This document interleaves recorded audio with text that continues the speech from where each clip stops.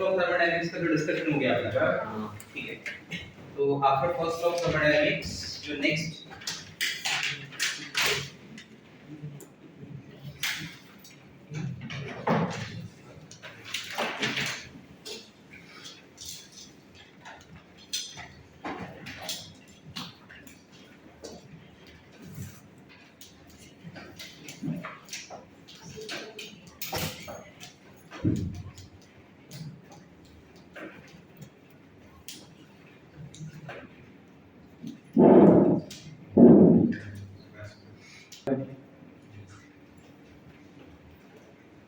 कल का जो डिस्कशन था that was related with first law of thermodynamics which says energy can nether be created nor can be destroyed, ठीक है। Only आप क्या कर सकते हो, चेंज कर सकते हो, बराबर। One form of energy can be converted into another form of energy, that is law of conservation of energy. फिर उसी फॉर्म को मैंने ऐसे बोला था स्टेटमेंट को कि that energy of the universe remain constant, ठीक है।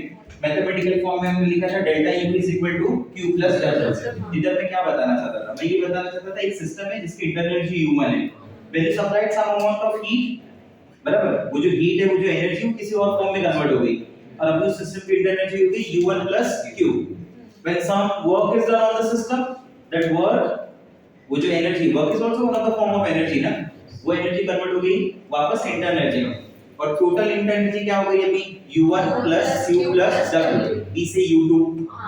So now we have U1, we have U2, so delta क्या हो जाएगा, U2 minus U1, as internal energy is a state function, U2 minus U1 का formula आगे मुझे मिला Q plus W। कुछ पॉइंट्स बोले थे उसके रिलेटेड मैंने, पहला पॉइंट मैंने बोला था Q और W स्टेट फंक्शन नहीं होते, पाथ फंक्शन होते हैं, बट Q plus W जो है वो स्टेट फंक्शन है। इस फॉर्मूले में एक बात का हमेशा ध्यान रखना होगा, बराबर, ऑल द साइन, बराबर, तो sign conventions must be taken in the formula, all the sign conventions must be taken in the formula, बराबर।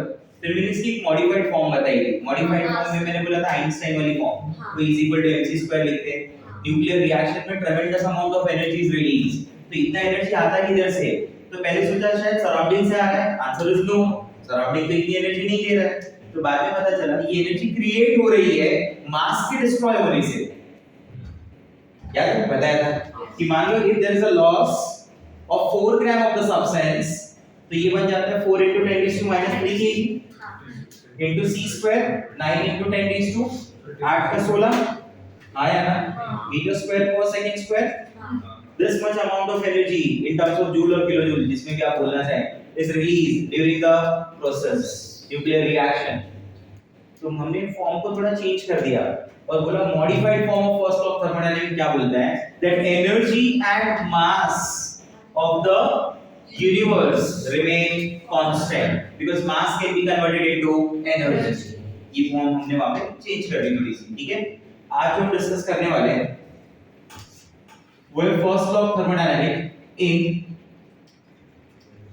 Various process, okay. First law of thermodynamics in various process, वापस बोलिए, first law of thermodynamics in various process. Process में मेरे पास जो main process है वो isothermal और adiabatic है, ऐसे तो मेरे पास कई सारे प्रोसेस हैं, ठीक है, बट जो मेन डिस्कशन जिसका होता है वो आइसोथर्मल होता है और एडियाबैटिक होता है, ठीक है। तो first law of thermodynamics in various process में सबसे पहला मैं जो डिस्कस करूंगा वो आइसोथर्मल के बारे में ही करूंगा, ठीक है। आइसोथर्मल प्रोसेस का मतलब क्या हो गया, आइसोथर्मल का मतलब हो गया the process in which temperature remain constant. What do you guys से, यस और नो? यस। टेंपरेचर को अगर कांस्टेंट बोला गया है तो इसका मतलब होता है कि डेल्टा T की जो वैल्यू है वो क्या है, 0, बराबर। आइडियल गैस की कंसीडरेशन में आप ऐसा बोलते हो कि internal energy is a function of temperature, if delta T is 0 then delta U is 0। आपके लॉ की फॉर्म क्या है, delta U is equal to Q plus W, इसमें आपने डेल्टा U को क्या कर दिया, 0, तो फॉर्म क्या बन गई, लॉ की फॉर्म क्या बन गई, 0 is equal to Q plus W। क्या मैं इस तरह से लिख सकता हूं कि Q is equal to minus W और minus Q is equal to plus W। What do you guys say? Yes or no? Yes, बराबर। now what do you think by this? इसका अंडरस्टैंडिंग क्या होता है, इसका मतलब क्या है, Q प्लस में है ना, आया ना, आप ऐसे समझिए ये एक सिस्टम, ठीक है, ये सिस्टम है, जब मैं यहाँ पे सिस्टम बोल रहा हूँ मतलब एक गैस कंटेनर है जिसमें गैस है, ठीक है, आइडियल गैस है, बराबर, आपके सिलेबस में आइडियल गैस है, ठीक है। तो जब आप आइडियल गैस बोल रहे हो, आप बोल रहे हो पिस्टन लगा हुआ है, वेटलेस, फ्रिक्शनलेस, मूवेबल पिस्टन है ये, और इस कंटेनर में हीट सप्लाई की जा रही है। ये हीट क्या है? एक फॉर्म ऑफ एनर्जी है ना। इस एनर्जी को मैं इंटरनल एनर्जी में कन्वर्ट नहीं कर सकता। क्यों नहीं कर सकता? क्योंकि सर इस प्रोसेस में ना डेल्टा टी 0 है, यहाँ चेंज इन टेंपरेचर नहीं होता, तो चेंज इन इंटरनल एनर्जी नहीं आएगा। तो पूरा का पूरा क्यों कहाँ यूटिलाइज करना पड़ेगा? वर्क डन के लिए। मतलब ये सिस्टम में जितना भी हीट आएगा, ये पूरा का पूरा हीट यूटिलाइज होगा इस पिस्टन को अप करने के लिए। जब सिस्टम अप, पिस्टन अप जाएगा तो ये प्रोसेस क्या बोला जाएगा? ये पिस्टन अप गया ना, आया ना, तो आपने क्या बोला? Your piston moves up. Piston moves up मतलब v1 v2 में कौन बढ़ा? v2 बढ़ा। तो डेल्टा v क्या हो गया? बोलो, पॉजिटिव। डेल्टा v पॉजिटिव हुआ ना, v2 v1 होता है, तो डेल्टा v पॉजिटिव हुआ, तो वर्क डन क्या हुआ? नेगेटिव। मतलब कि सारा का सारा आपने हीट एनर्जी जो भी आप बोली उसको आपने यूज कर लिया फॉर द एक्सपेंशन। तो ये कैसा हुआ पता है? कि मान लीजिए कि वो सिस्टम आप हो, ठीक है, और मैं आपको एक सर्टेन अमाउंट ऑफ मनी दे रहा हूँ, वो मनी मान लीजिए हीट है, मैंने आपको 200 रुपया दिया, लेकिन एक कंडीशन है, आप इसका एक सिंगल रुपी भी सेव नहीं कर सकते। समझे मेरी बात? तो 200 का 200 आप क्या करेंगे? खर्चा करेंगे। बोले लाओ 5000 लाओ, 10,000 लाओ, कितना भी लाओ, सब खर्चा करेंगे। बोले इसको कौन सी बड़ी बात है? सेव नहीं करना है, बोला वो तो आर्ट है हमारा। मतलब 20,000 लाओ, आप भी खर्चा कर देते। ये सुनो, समझा नहीं समझा? ठीक, ये बात समझ में आया? तो इसी ये स्टेटमेंट की फॉर्म क्या होगी? बेसिक क्या लिखूंगा? ये पॉइंट क्या लिखूंगा? कि हीट, बोलो क्या पॉइंट निकला? Heat absorbed bye the system is used for work done on the surrounding by the system। बात समझ में आई सबको? ठीक है। अब दूसरी फॉर्म को सोचिए क्या लिखोगे? इधर आप ऐसे लिखो कि हीट रिलीज्ड, मतलब यहाँ पे सिस्टम अपनी एनर्जी को कम कर रहा है basically. Heat released by the system is due to work done on the system by the on the system by the surrounding। मतलब अगर पिस्टन के हिसाब से समझाया जाए तो कुछ इस तरीके से बात होगी कि बाहर से वर्क हो रहा है, बाहर से वर्क हो रहा है तो सिस्टम की एनर्जी बढ़ेगी, बट सिस्टम को एनर्जी बढ़ाना नहीं है, वो एनर्जी नहीं बढ़ा सकता, तो उसने अपने वर्क वाली फॉर्म की जो एनर्जी थी उसको हीट की फॉर्म में बाहर निकाल दिया। तभी तो लॉ फॉलो हो रहा है ना, one form of heat is converted into another form of heat. कहीं डिस्ट्रॉय नहीं हो रहा है, कहीं क्रिएट नहीं हो रहा है, एक से दूसरे में कन्वर्ट हो रहा है। समझा? तो ये क्या कर रहा है? ये पिस्टन पूरा का पूरा एनर्जी को क्या करेगा? बाहर निकाल देगा। ये -q हो गया आपका। बात समझा सबको? बराबर। तो आपने यहाँ पे क्या बोला कि इस प्रोसेस में पिस्टन कहाँ जा रहा होगा? पिस्टन ऊपर से नीचे आ रहा होगा ना, ये आपका पिस्टन है मान लीजिए। समझा बराबर? ठीक है। तो आपने बोला कि 10 piston moves down, piston move down मतलब v1 v2 में v1 बढ़ाना, तो डेल्टा v क्या आया आपका? नेगेटिव। तो आपका वर्क डन क्या हुआ? पॉजिटिव। इसे क्या बोलते हैं? Expansion, compression. सर मेरा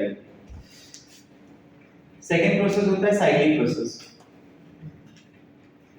In cyclic process what we say कि state function is 0 ना, if you start with a तो cyclic closed cyclic मतलब ये होता है कि वापस आप a पे आने चाहिए ना। क्वेश्चन याद है हमने किया था कि calculate w delta h delta u delta g and delta s for the cyclic process. उसमें स्ट्रेट फॉरवर्ड हमने delta h delta u delta g delta s क्या ले लिया था? 0। क्यों? मतलब से इनिशियल और फाइनल सेम ही है ना, जब इनिशियल और फाइनल सेम है तो वो एक ही पॉइंट पे हुआ। And this are the state function that does not depend on the path followed, they depend on the initial and final, they are like distance, they are not like displacement। याद है? ऐसे बताया था ना कि अगर मैं यहाँ से यहाँ जा रहा हूँ तो मैंने डिस्टेंस ट्रैवल किया ना, बट मेरा डिस्प्लेसमेंट तो 0 ही है ना, मेरी बॉडी तो उधर ही जहाँ पहले थी। नहीं समझा? समझा। ठीक है। तो इसी हिसाब से मैं क्या बोल सकता हूँ? क्या आपको लगता है कि इस फॉर्मूले का w जो है वो स्टेट फंक्शन है? क्या पाथ फंक्शन होता है। क्यू आपका पाथ फंक्शन है या स्टेट फंक्शन है? डेल्टा यू क्या है, पाथ फंक्शन या स्टेट फंक्शन? State function. तुम्हें किससे जीरो मान सकता हो? डेल्टा यू को ना। आप समझे मेरी बात? अगर मैं डेल्टा यू को जीरो मानूंगा तो डेल्टा टी तो अपने आप जीरो हो चुका है, तो मुझे पता है बराबर। लेकिन जीरो इक्वल टू क्या लिखूंगा पता है? Q plus double. इन दोनों का सम जीरो होगा, वो दोनों इंडिविजुअली जीरो नहीं है, एक वैल्यू रखेंगे अपने साथ बराबर। तो डोंट यू थिंक ये तो ऐसे हो गया बराबर। तो इसे क्या लिखा जाता है? इट इज सेम एज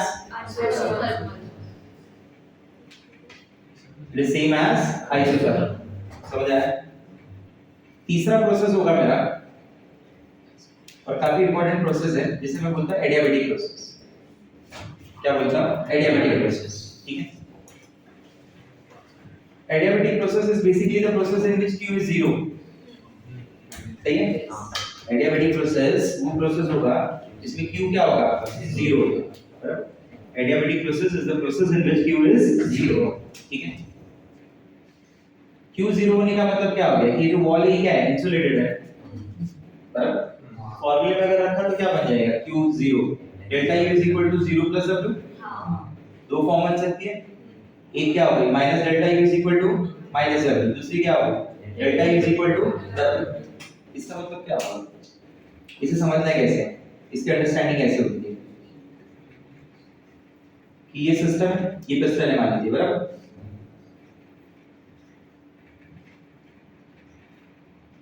ठीक है, ये वर्क डन क्या है? पॉजिटिव है या नेगेटिव है?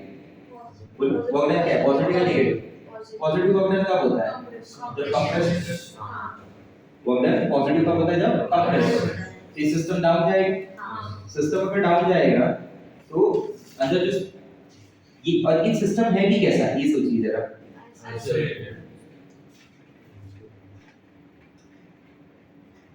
ये सिस्टम कैसा है? एडियाबैटिक है।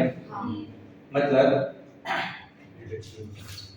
There is no exchange of heat ना बिटवीन सिस्टम एंड सराउंडिंग। तो जब आप इसको डाउन भेज रहे हो, नीचे की तरफ भेज रहे हो, तो सिस्टम के ऊपर एनर्जी, सिस्टम में एनर्जी बढ़ा ना, क्या वो एनर्जी बाहर जा सकती है हीट की फॉर्म में? नहीं, वो एनर्जी अंदर ही स्टोर होगी बराबर, in the form of internal energy. Yes और तो अंदर सिस्टम का एनर्जी बढ़ेगा या कम होगा? बढ़ेगा। यू बढ़ेगा मतलब डेल्टा यू बढ़ेगा, डेल्टा यू बढ़ेगा तो डेल्टा टी बढ़ेगा, और डेल्टा टी बढ़ेगा तो हीटिंग बढ़ेगा ना। तो adiabatic compression always leads to heating. Adiabatic compression always leads to heating. मैं रिपीट करता हूँ कि मैंने क्या बोला? Delta U is equal to W ना, तो मैंने बोला इधर work done is on the system. Work done is on the system.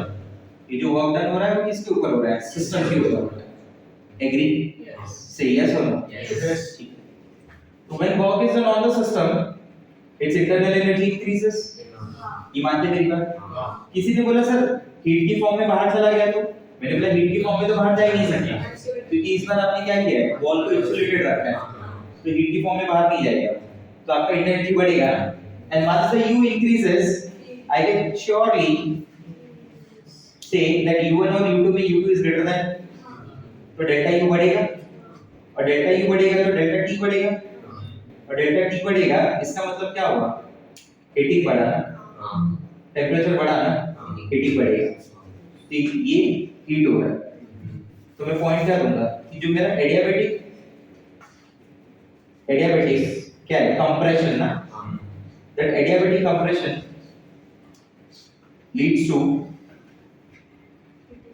Which effect? Heating effect. नहीं समझा? ऑन द अदर हैंड,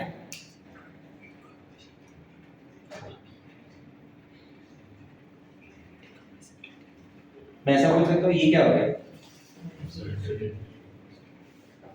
सही है, ये पिस्टन हो गया आपका बराबर, माइनस डब्ल्यू है। हाँ, तो work is done by the surrounding on the by the system on the surrounding. The work done is on the surrounding by the system. System work कर रहा है on the surrounding bye the system, इसमें work क्या आता है negative. On the system मतलब समझे ना नीचे जा रहा है, बाय द सिस्टम मतलब ऊपर जा रहा है, सिर्फ एक्सपांशन हो रहा है, नेगेटिव है ना इसमें, तो उसको एनर्जी यूटिलाइज करनी पड़ेगी। हीट की फॉर्म में तो कुछ कर नहीं सकता, जो भी है इंटरनली उसका तो अपनी एनर्जी को यूज कर रहा है, अपनी एनर्जी को यूज कर रहा है, ऐसा है ना। अब कोई ऐसा समझे कि Q 0 होता है तो चेंज इन टेंपरेचर भी 0 होता है, ये कभी नहीं होता। Q is 0 बराबर, delta T is not equal to 0, समझा, वो उस पे भी आता है। तो मैं क्या बोलूंगा U1 और U2 में क्या है, U1 बटा होगा तो डेल्टा U क्या हो गया, डिक्रीज हो गया, तो डेल्टा T क्या होगा, डिक्रीज होगा, तो हीटिंग होगा या कूलिंग होगा, कूलिंग, समझा, क्लियर हो गई बात, ठीक है। तो इसमें क्या बोलोगे कि एडियाबैटिक एक्सपांशन,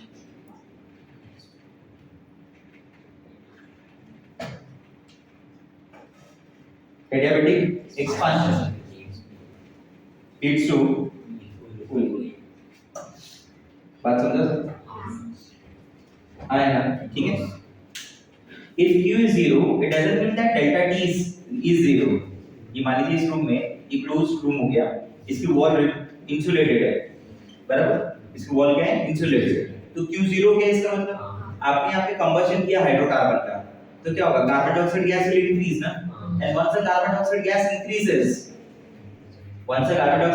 increases, तो क्या वो गैस, वो जो कार्बन डाइऑक्साइड गैस है वो टेंपरेचर बढ़ाएगी ना, बाहर नहीं जा पाएगी, तो यहाँ क्या करेगी, टेंपरेचर बढ़ाएगी, तो क्या चेंज इन टेंपरेचर आएगा, हाँ इसलिए तो चेंज इन इंटरनल एनर्जी भी आता है बराबर, इसलिए W के साथ रिलेट होता है, क्लियर हो रहा है। Next number 4, the fourth is isoporic process। Fourth में जो बात कर रहे हैं ना वो प्रोसेस क्या है मेरे पास, आइसोपोरिक प्रोसेस। आइसोपोरिक का मतलब क्या हो गया, वॉल्यूम कांस्टेंट है, वॉल्यूम कांस्टेंट मतलब डेल्टा भी 0 मतलब वर्क डन 0 बराबर, मतलब W को आप 0 लिखोगे तो ये फॉर्म क्या हो गया आपकी, W q + 0 बराबर। तो इसकी दो अलग फॉर्म क्या बन गई, एक के बना डेल्टा q और एक के बना माइनस डेल्टा -q, बट ये q नहीं q भी लिखा जाएगा क्योंकि जो भी हीट है वो एट कांस्टेंट वॉल्यूम, आप समझे मेरी बात, ठीक है। इसका मतलब क्या हुआ पता है, इसका मतलब हुआ heat absorb by the system is equal to increase in internal energy, नहीं समझा मेरा बात, heat absorb by the system is equal to increase in internal energy. इस बार जो आपके पास कंटेनर है बराबर, उसमें मान लीजिए ये क्लोज कंटेनर है, क्लोज रिजिड कंटेनर है, यहाँ एक्सपांशन कंप्रेशन वाली स्टोरी नहीं हुई, क्लोज रिजिड कंटेनर है, तो आपका जो भी Q आया उसमें तो कुछ भी यूटिलाइज नहीं हुआ ना वर्क डन में, मतलब इस बार मैंने आपको जो पैसा दिया उसमें कंडीशन मैंने दी कि आप ये पैसा खर्चा नहीं कर सकते, ये पूरा का पूरा सेव करना है, वो सेविंग यानी इंटरनल एनर्जी, नहीं समझा मेरा बात, सही समझिए सर, क्लियर हो रहा है पॉइंट मेरा, ठीक है। On the other hand what will say heat released, अगर सिस्टम हीट रिलीज करता है, heat release by the system is equal to what, decrease in internal energy, ये बात समझ में आ जाएगी, आया ना, ठीक है। और यहाँ पे एक मेन पॉइंट क्या देखने को मिला कि जो QV है वो किसके बराबर है, delta U, heat is Q, QV is heat at constant volume, मैं इसे ऐसे भी लिखता हूं कि heat at constant volume is change in internal energy, what do you guys say, yes or no, बराबर, it is change in internal energy बराबर, मतलब QV किसके बराबर है, डेल्टा U बराबर, that is QV is equal to what, delta U, therefore QV is state function, QV क्या होगा बोलो, state function, नहीं समझा, पांचवा प्रोसेस क्या होगा मेरा, आइसोबैरिक, जिसमें अपन क्या बोलते हैं बराबर, प्रेशर इज कांस्टेंट, एक्सटर्नल बोलिए नॉर्मल भी चलता है, किस बात की, pressure is constant. Isobaric is basically the process in which the pressure remains constant, I repeat, isobaric is the process in which the pressure remains constant, ठीक है। देखिए तो W को क्या लिखा जाएगा, -P * delta V, constant pressure यही होता है W के लिए। तो मेरा फॉर्म क्या बन गया, delta U is equal to Q minus P into delta, ये Q को मैं लिख रहा हूं QP, Q हो रहा है कांस्टेंट प्रेशर पे कर रहा हूं, ठीक है, इंटरचेंज कर रहा हूं मैं, ठीक है, QP को इधर बुला रहा हूं, डेल्टा U को उधर भेज रहा हूं, तो QP क्या हो जाएगा, delta U plus P delta V, बराबर।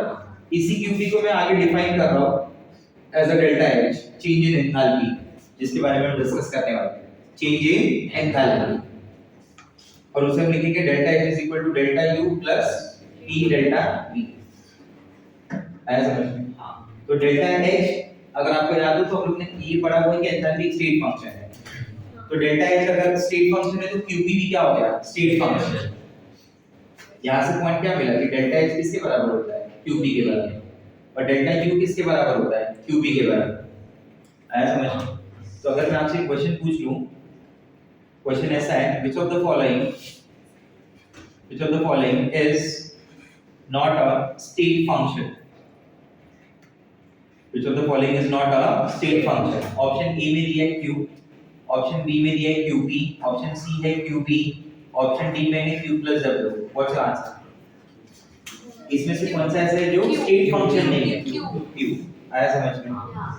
QP is a state function, QB is a state function, Q plus W is also a state function, ठीक है मेरा बस क्लियर हो गया, ठीक है। तो इसके आगे नेक्स्ट टाइप न्यूमेरिकल स्टार्ट करते हैं, ठीक है।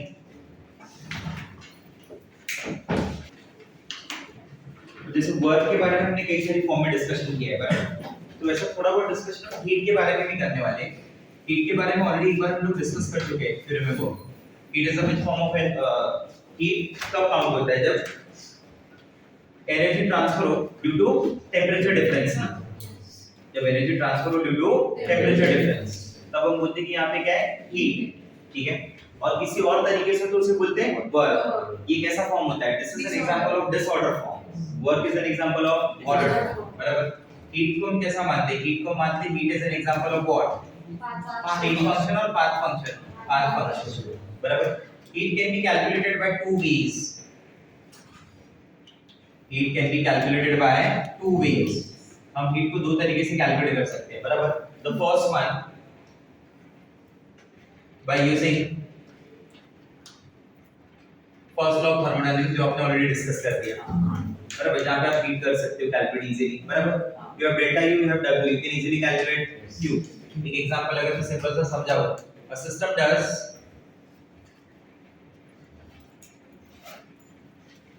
50 joule of work, system does 50 joule of work, एक सिस्टम है जो 50 जूल का वर्क कर रहा है, मतलब work is done by the system, बराबर, and its internal energy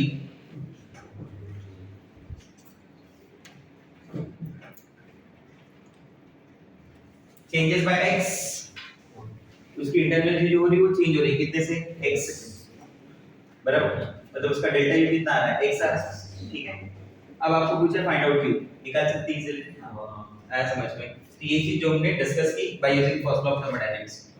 second, by using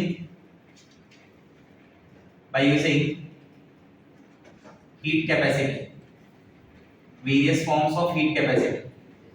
heat capacity को मैं C से रिप्रेजेंट करता हूं, बराबर। अब हीट कैपेसिटी क्या होता है वो समझ लें। सबसे पहले हीट कैपेसिटी क्या है, is the amount of heat required to change the temperature। अपन यहाँ पे ज्यादातर वर्ड यूज करते हैं to raise the temperature, increase the temperature by 1 degree Celsius और 1 Kelvin, क्योंकि हम ज्यादातर जो यूज करते हैं वो इंक्रीज के टर्म्स में यूज करते हैं, बराबर। तो हीट कैपेसिटी जो C से रिप्रेजेंट कर रहा हूं मैं, उसको ऐसे लिख रहा हूं कि it is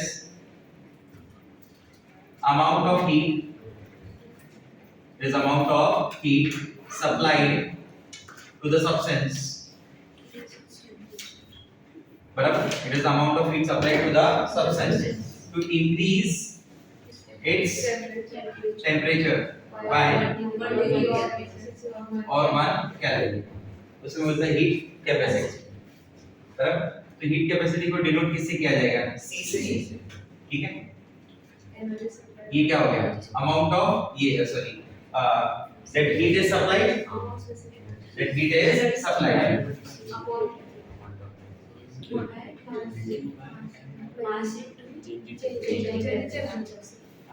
heat is supplied upon change in temperature कितनी हीट सप्लाई की आपने और कितना टेंपरेचर में क्या बराबर हीट सप्लाइड को मैं क्या लिख सकता हूं dq और चेंज इन टेंपरेचर क्या हो जाएगा dt तो c is equal to dq by dt formula क्या बन गया c is equal to dq by dt unit के टर्म्स में बात करेंगे अगर इसमें बराबर तो हीट की यूनिट क्या हो गई जूल टेंपरेचर की क्या हो गई केल्विन इसकी यूनिट क्या हो गई J by Q ठीक है सेकंड जो फॉर्म होती है उसको बोलते हैं मोलार हीट कैपेसिटी ना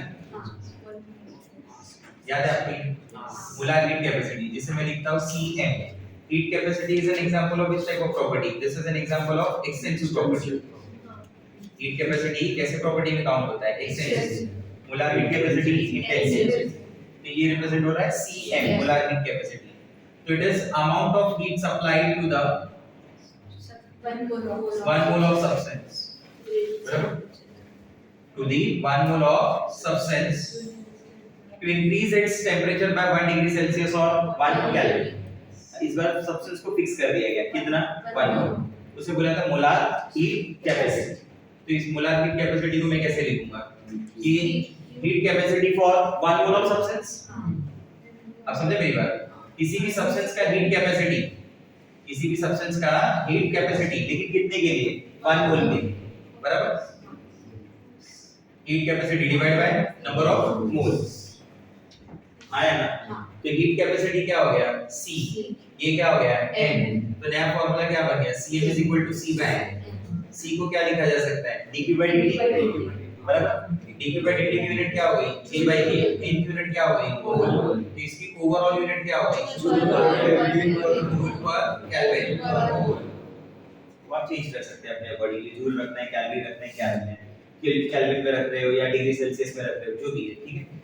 this is an example of this type of property extensive और इंटेंसिव बराबर इसकी जो हीट की फॉर्म है उसको हम क्या बुलाते हैं स्पेसिफिक हीट कैपेसिटी बराबर दोनों में फर्क क्या है स्पेसिफिक मतलब यहां पे amount of substance is specified बराबर and that substance is 1 gram इस बार आप ऐसे बोलोगे कि it is the amount of heat supplied to the 1 gram बराबर to the 1 gram of substance to increase its temperature by 1 degree Celsius or 1 Kelvin बराबर तो इसकी हीट कैपेसिटी कैसे लिखी जाएगी Cs कहीं पे सीधा कैपिटल S भी लिखते हैं ठीक है ये आपने पहले भी पढ़ा हुआ है ठीक क्या हो जाएगा हीट कैपेसिटी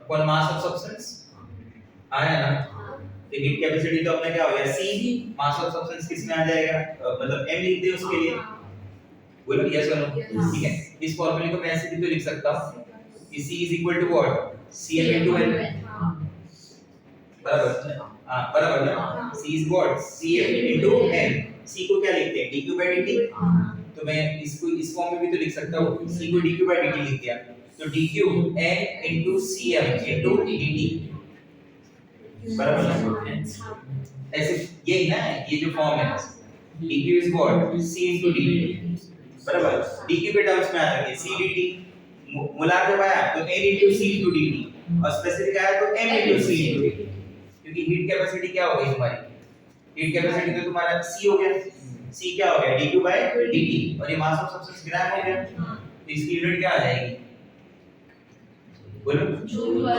पर केल्विन ग्राम ना केल्विन ग्राम और फार्मूले के टर्म्स में लिखना हो तो क्या लिखेंगे इसे C upon M C को क्या लिखेंगे dq by dt बराबर तो मैं ऐसे भी तो लिख सकता हूँ CS is equal to dq upon dt into M तो मैं dt के टर्म्स में लिखूं तो क्या लिखूंगा M into CS into dt what do guys yes और नो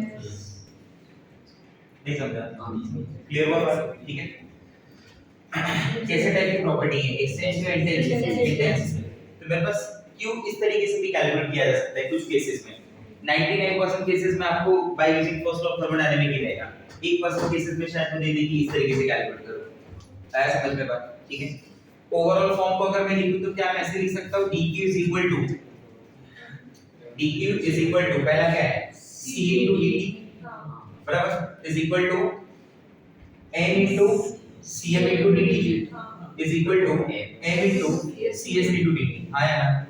अगर मैं इसे इंटीग्रेट करूं बराबर under limit t1 and t2 temperature के अकॉर्डिंग, इसके अकॉर्डिंग टेंपरेचर, ठीक है। तो इसे कांस्टेंट मान लिया जाए c को, तो मैं इसे क्या लिखूंगा कि ये dq क्या हो जाएगा, dq मेरे लिख हो जाएगा इस हिसाब से बराबर। तो ये फॉर्म क्या बन जाएगी q is equal to c बराबर, ये क्या हो गया t1, ये क्या हो गया t2 बराबर n common sorry n integration के बाहर cm क्या हो जाएगा integration t1 t2 dt m बाहर cs बाहर t1 t2 dt बराबर। तो q की नई फॉर्म क्या बन गई c into delta t t2 minus t1, इसका क्या बन गया n into cm into delta t, इसका क्या बन गया n into cs into delta t। आप समझ गए मेरी बात को, बोलो आया ना, ठीक है आया ना।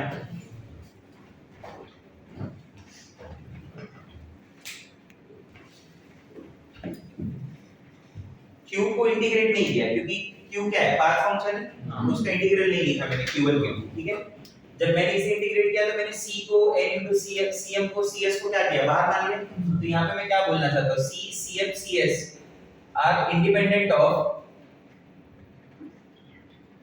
टेंपरेचर, तभी तो मैंने कांस्टेंट मान के बाहर निकाला, समझा नहीं समझा कि c cm cs इंडिपेंडेंट क्या है टेंपरेचर से, आया समझ में। बट ये नीट के लिए जी मेंस के लिए सही है बराबर।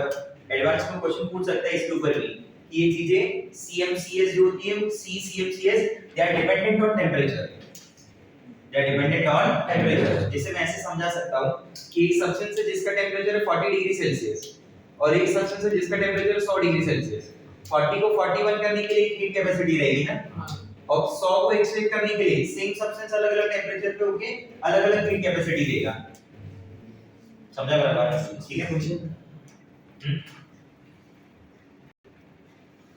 ज्यादा बेटर वर्ड में इसके लिए क्या यूज कर दूं यहाँ पे in this particular case that C CM CS are assumed to be independent of temperature। मैंने उन्हें assume कर लिया कि वो इंडिपेंडेंट है किसके टेंपरेचर, क्योंकि मैंने बोला ना एक केस ऐसा भी बनेगा जहां पे वो डिपेंडेंसी दिखाएंगे किस पे टेंपरेचर, ठीक है। समझ आया बात।